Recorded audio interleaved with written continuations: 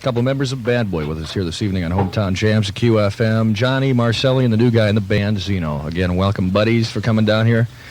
We touched on a little bit of Xeno's background. Now let's find out what is in store in the future, the near future for the band, Bad Boy. Well, several major labels are looking at us again. It's coming close to springtime, and springtime is when they sign. And several people have been out to see us several times. And what they're requesting from us now is live tapes rather than studio tapes, which I guess is I really don't know what this means, Jeff. No, we are presently engaged in sending them new tapes, and they're also interested to hear some of Xeno's music. We've just heard Steve and my collaborations for the past 6 months. And have they had a chance to see Xeno at all with the band? No, they haven't. No, they haven't. Well, I have. I'll tell you, it adds.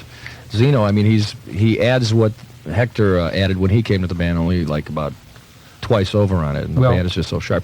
Maybe they want the live stuff. Did you see if you'd be a band that would excite people in concert, which we do around here constantly? Sure. You gotta deliver. Sure. Well, we figured we could find some 6-foot blonde-haired guitarist who does his own makeup. Right. And we did. You also found a 6-foot saxophone player Mm-hmm. who uses your makeup, John. While it's still on your face, no less. Well, it depends on it depends on if one of us is riding a little red wagon or not, I would imagine. Can I pull the wagon? You can pull on your own wagon, Jeff. This is what rock and roll is all about, Milwaukee. It's just one good time after another. Just a glimpse into it. Say, Jeff, can I ask you a question? You sure may. What type of music do you listen to when you're at home? When I'm at home, that's a real embarrassing question. Do you have a home, Jeff? Yeah, the front seat of my Plymouth Duster. That's funny. That's funny. I saw you trying to start it from the back seat last night. Not the car, not the car. I can't get this damn key in. Yeah, it wasn't the key and it wasn't the car. No. And that wasn't a woman. That was Mona the Love Doll, $39.95 right down the street here. Yeah, well, I figure this way with her, and when the time comes, I don't have to spend a whole bunch of bucks on a wedding ring or engagement ring. I just buy her a set of D-cell batteries. Say, how much was this doll? $39.95. Not bad. If you smoke more, then you take the coupons in with 20% discount. Let's talk about music right now. I personally am kind of excited about what's happening with this because I've known John and Steve for such a long time. They've always had their own thing. And what I do is probably a bit more rhythm and blues based, but I wouldn't really want to put it in that category. So the combination of what's happened musically, I'm real excited about this. Can you put a label on the music you play? I wouldn't want to. No, I don't know what you'd call it. It's hard and heavy rock and roll, and I couldn't really compare it with anyone. I guess that's good. Johnny, when you find yourself writing something, do you find yourself writing in a style of somebody that you are really into, or I mean that you're not copying, but you know, an idea comes from something that has already happened. Well, it's already been there. You know, I'm a Stones freak, so I try to rely on that rhythm and tightness in my songs immediately. But I try to write my songs as if they would be performed as an encore song. I try to put that much excitement into it. I've never been a really good balladeer. I don't have the voice for it, which is probably why I don't write tunes of that nature. Personally, I've got a lot of different musical influences. I couldn't point any one person out. There's so many. And I don't try to emulate anyone. And it seems that every time I play a tape where someone comes out to see the band, they always say, you remind me of, and it's always someone different. It's impossible to come up with anything new. Yeah, it's nothing new. It's all rehashed, but it's just so much involved and that has evolved into a style. I try to be original, but I don't know. I will sound like someone to someone. Do you find yourself ever getting in a rut, like you just finished writing a song and you're about to sit down and you got the idea for the next one and you're starting to put it together and then you say, no, this is not going to work. This, you know, it's too much like the other one, or do you find yourself limited ever? No. I just write them, and when they're done, if they work, they work. If they don't, they don't. They're not all going to be winners, so. To both of you, which comes first, the music or the words? For me, sometimes it's the words, sometimes it's the music, sometimes I have an idea for something on stage I want to do, and I'll take it from there. It depends on the mood you're in. Yeah, it just depends on, the mood comes first, I guess. Yeah. The mood. Well, Johnny, you wrote this one here. Here I Am. Is there any kind of story or something you can tell about that? Or You know, Jeff, I wrote it so long ago. I believe there was a story behind it, but right now it doesn't make any difference. I like the music in it more than I do the lyrics myself. It's got the AC/DC sound and Hector's drums. Well, you know, I want to say I was affected by Bon Scott's death, but he was I really enjoyed. He didn't have a super voice, but there was some type of magnetism and power behind his voice and his rock phrasing in particular. And I think it was centered a little bit around my thoughts around him at the moment.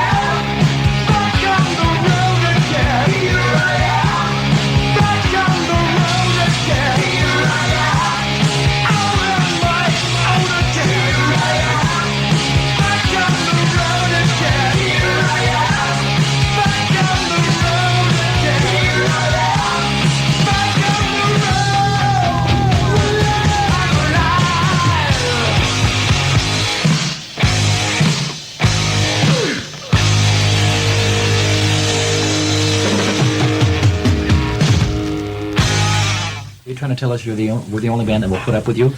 That's about it. Okay, yeah. We're the only band that lets you play on their records, baby. Yeah. And I appreciate it. It's a thrill of my lifetime to be on that. Well, we had to find a good sax man or sax man to perform on the record, and you were the right person. And then you'd let me play saxophone on it, right?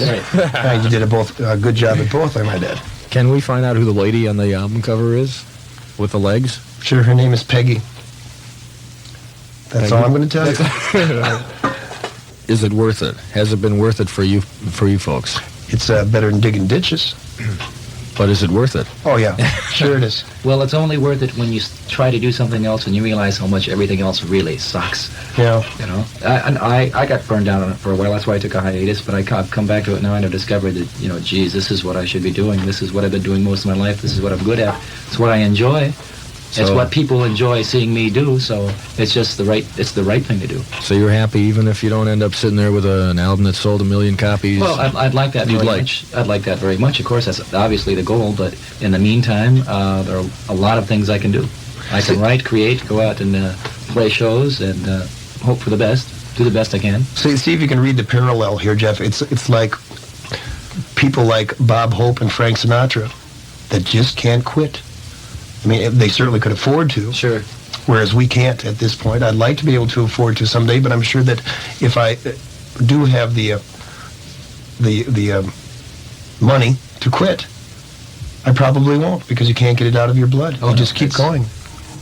I personally, from the boys and from me, would like to thank all the people of Milwaukee. You've stuck with us, you supported us, and believe me when I say we do love all of you. There's nothing better than it being gone for a long time and coming home to Summerfest like we did last year, and there's 12,000 people there going nuts.